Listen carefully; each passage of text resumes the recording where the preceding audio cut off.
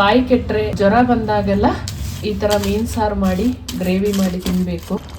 Final ಆಗಿ ಒಣ ಮೀನಿನ ಗ್ರೇವಿ ಈ ರೀತಿಯಲ್ಲಿ ರೆಡಿಯಾಗಿದೆ.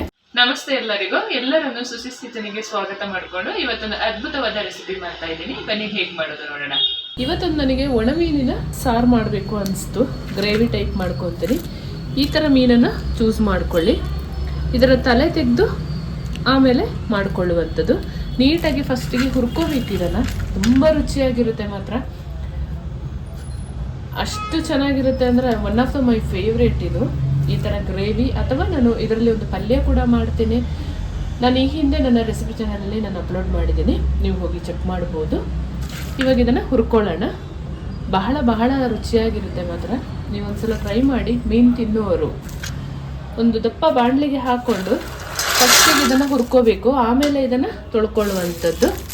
ನೀವು ಉಪ್ಪಿಲ್ಲದ ಮೀನು ಬೇಕಾದರೆ ಸಿಗುತ್ತೆ, ಉಪ್ಪಿರುವಂಥದ್ದು ಸಿಗುತ್ತೆ. ಹಾಗಾಗಿ ಕೇಳಿ ತೊಗೋಬೇಕು, ನಿಮಗೆ ಯಾವುದು ಬೇಕು ಅದನ್ನು ಚೂಸ್ ಮಾಡಿಕೊಂಡು ತೊಗೊಂಡ್ರೆ ಆಯಿತು. ಈ ಥರ 2 ಸೌಟು ತೊಗೊಂಡು ಈ ಥರ ಮಿಕ್ಸ್ ಮಾಡ್ತಾ ಹುರಿಬೇಕು. ಅವಾಗ ಇದು ನೀಟಾಗಿ ಫ್ರೈ ಆಗುತ್ತೆ. 10 ನಿಮಿಷದಲ್ಲೆಲ್ಲ ಮಾಡ್ಕೋಬೋದು. ಇದು ಬಾಯಿ ಕೆಟ್ಟರೆ ಜ್ವರ ಬಂದಾಗೆಲ್ಲ ಈ ಥರ ಮೀನು ಸಾರು ಮಾಡಿ ಗ್ರೇವಿ ಮಾಡಿ ತಿನ್ನಬೇಕು. ಬಿಸಿ ಬಿಸಿ ಅನ್ನದ ಜೊತೆಗೆ ತುಂಬ ಸೂಪರ್ ಕಾಂಬಿನೇಷನ್ನು, ತುಂಬ ಚೆನ್ನಾಗಿರುತ್ತೆ ಮಾತ್ರ.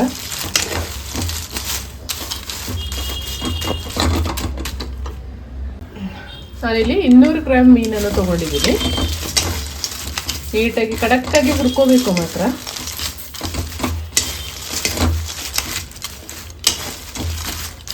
ಸ್ವಲ್ಪ ನಿಧಾನ ಉರಿ ಇಟ್ಕೋಬೇಕು, ಇಲ್ಲಾಂದರೆ ಅಡಿವಾಗೆಲ್ಲ ಒಮ್ಮೆಗೆ ಕಪ್ಪಾಗ್ಬಿಡುತ್ತೆ. ಹಾಗಾಗಿ ಈ ರೀತಿಯಲ್ಲಿ ನೀಟಾಗಿ ಹುರ್ಕೋಬೇಕು ಮಾತ್ರ. ಇದು ನಿಧಾನ ಉರಿ ಆದರೆ ಒಂದು 10 ನಿಮಿಷ ಎಲ್ಲ ತಗೊಳುತ್ತೆ. ಇದು ನೀಟಾಗಿ ಫ್ರೈ ಆಗಬೇಕು. ಇಷ್ಟಾದರೆ ಸಾಕು. ಇದನ್ನು ತೊಳ್ಕೊಳ್ಳೋಣ. ಈಗ ಒಂದು 5 ನಿಮಿಷ ಚೆನ್ನಾಗಿ ಈ ಥರ ನೀರಿಗೆ ಹಾಕಿ ಇಡಬೇಕು.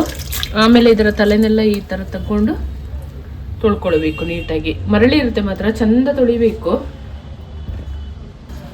ಈ ರೀತಿಯಲ್ಲಿ ನೋಡಿ ಚೆನ್ನಾಗಿ ವಾಶ್ ಮಾಡ್ಕೊಂಡಿದ್ದೀನಿ. ಒಂದು 4ರಿಂದ 5 ಬಾರಿ ವಾಶ್ ಮಾಡ್ಕೋಬೇಕು, ಏಕೆಂದರೆ ಮರಳು ಜಾಸ್ತಿ ಇರುತ್ತೆ.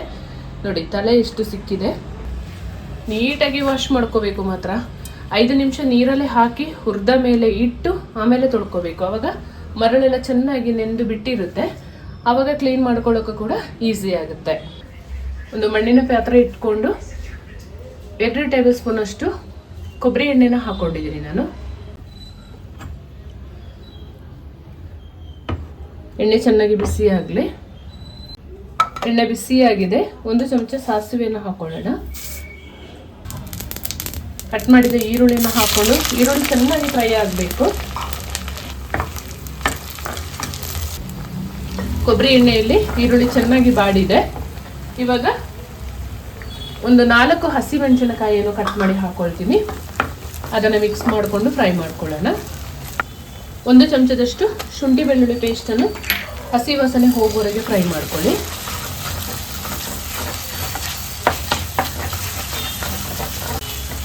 ನಾನು ಮಾಡುವ ಅಡುಗೆಗಳು ನಿಮಗೆ ಇಷ್ಟ ಆಗ್ತಿದ್ರೆ ದಯಮಾಡಿ ನಿಮ್ಮ ಅಮೂಲ್ಯವಾದ ಕಮೆಂಟ್ನಲ್ಲಿ ತಿಳಿಸೋದು ಮರಿಬೇಡಿ. ಹಾಗೆ ಹೊಸಬ್ರು ನನ್ನ ಚಾನಲ್ಗೆ ವಿಸಿಟ್ ಮಾಡಿದರೆ ಪ್ಲೀಸ್ ಸಬ್ಸ್ಕ್ರೈಬ್ ಮಾಡಿಕೊಂಡು ಪಕ್ಕದಲ್ಲಿರುವ ಬೆಲ್ ಬಟನ್ನ ಕ್ಲಿಕ್ ಮಾಡಿಕೊಂಡು ನಿಮ್ಮ ಫ್ರೆಂಡ್ಸ್ ಆ್ಯಂಡ್ ಫ್ಯಾಮಿಲಿಗೆ ಹೆಚ್ಚು ಶೇರ್ ಮಾಡಿ. ಕರಿಬೇವು ಸೊಪ್ಪನ್ನು ಹಾಕೊಳ್ತೀನಿ. ಕಟ್ ಮಾಡಿ ಇಟ್ಕೊಂಡ ಟೊಮೆಟೊನ ಸೇರಿಸ್ಕೊಳ್ಳೋಣ. ಟೊಮೆಟೊ ಚೆನ್ನಾಗಿ ಫ್ರೈ ಆಗಬೇಕು.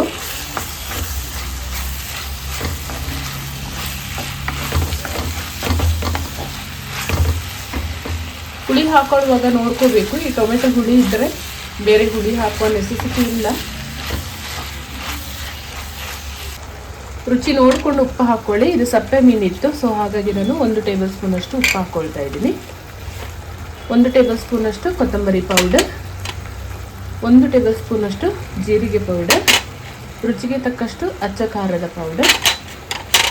ನಾನು ಕಪ್ಪು ಮಸಾಲಾನ 1/2 ಟೇಬಲ್ ಸ್ಪೂನ್ ಅಷ್ಟು ಹಾಕ್ಕೊಂಡಿದ್ದೀನಿ. ಗರಂ ಮಸಾಲ 1/2 ಟೇಬಲ್ ಸ್ಪೂನ್ ಅಷ್ಟು. ಇಷ್ಟು ಹಾಕ್ಕೊಂಡು ಚೆನ್ನಾಗಿ ಮಿಕ್ಸ್ ಮಾಡ್ಕೊಳ್ಳೋಣ. 1/2 ಚಮಚ ಹಳದಿ ಪೌಡರ್ನ ಹಾಕೊಳ್ತಾ ಇದ್ದೀನಿ. 1/4 ಟೇಬಲ್ ಸ್ಪೂನ್ ಅಷ್ಟು ಪೆಪ್ಪರ್ ಪೌಡರ್ನ ಹಾಕೊಳ್ತಾ ಇದ್ದೀನಿ. ಚೆನ್ನಾಗಿ ಮಿಕ್ಸ್ ಮಾಡ್ಕೊಳ್ಳೋಣ. ನೀರು ಸ್ವಲ್ಪ ಹಾಕೊಳ್ಳೋಣ. ಇದೆಲ್ಲ ಚೆನ್ನಾಗಿ ಒಂದ್ಸರಿ ಮಿಕ್ಸ್ ಆಗಲಿ, ಆಮೇಲೆ ಸ್ವಲ್ಪ ನೀರು ಹಾಕೊಂಡ್ರೆ ಆಯಿತು.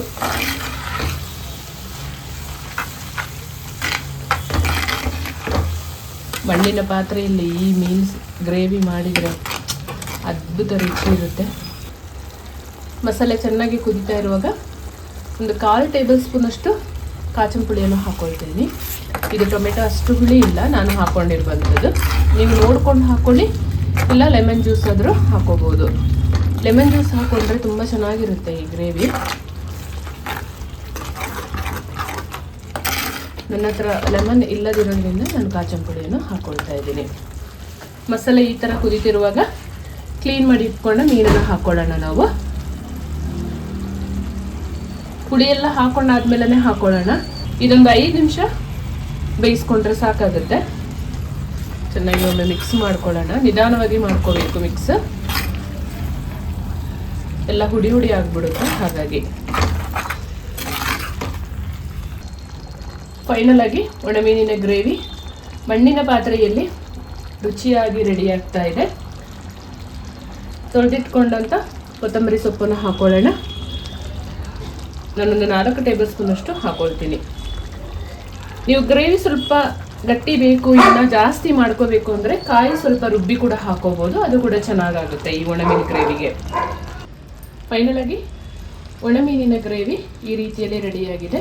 ನೀವು ಒಂದ್ಸಲ ಟ್ರೈ ಮಾಡಿ ಹೇಗೆ ಬಂತು ನಿಮ್ಮ ಅಮೂಲ್ಯವಾದ ಕಮೆಂಟ್ನೊಂದಿಗೆ ನನಗೆ ತಿಳಿಸ್ಕೊಡಿ. ಹಾಗೆಯೇ ಹೊಸಬರಾಗಿದ್ದರೆ ಪ್ಲೀಸ್ ಸಬ್ಸ್ಕ್ರೈಬ್ ಮಾಡ್ಕೊಳ್ಳಿ. ಪಕ್ಕದಲ್ಲಿರುವ ಬೆಲ್ ಬಟನ್ ಕ್ಲಿಕ್ ಮಾಡಿಕೊಂಡು ನನ್ನ ಚಾನಲ್ಗೆ ಸಪೋರ್ಟ್ ಮಾಡಿ. Thank you for watching.